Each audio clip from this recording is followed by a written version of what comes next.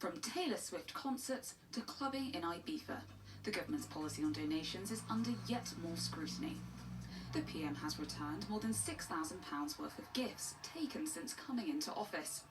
Ministers insist no rules have been broken. He's repaid what he had since he became the Prime Minister, with the exception of the football, where there is a security element to it.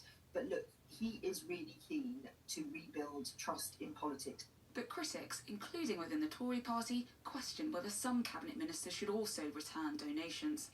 He's handing back money that he's been given, but he isn't asking the rest of his ministers to hand that back, so that's not really great leadership. The problem is the double standard, and the sense as well that if you're going to take money away from pensioners and yet live a very good life yourself, people are starting to say, hang on, that doesn't feel consistent. West Streeting was gifted 4 tickets and hospitality for a Taylor Swift concert on August the 15th. The donation by the FA was valued at £1,160. Bridget Phillipson also attended that same concert and was gifted 2 tickets and hospitality by the FA, valued at £522.54. Angela Rayner's visit to a DJ booth in Ibiza on August the 28th had an estimated value of £836. And David Lammy received 5 tickets and a hospitality box for a football match on September the 15th. This had an estimated value of £2,300.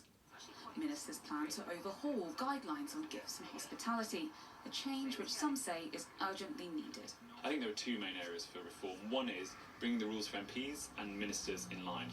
The second area is about when people are accepting gifts because it's related to their job. That makes sense. If they're an MP for an area with a football team and they go and see that football team play a few times a season, that makes sense. They're representing those people.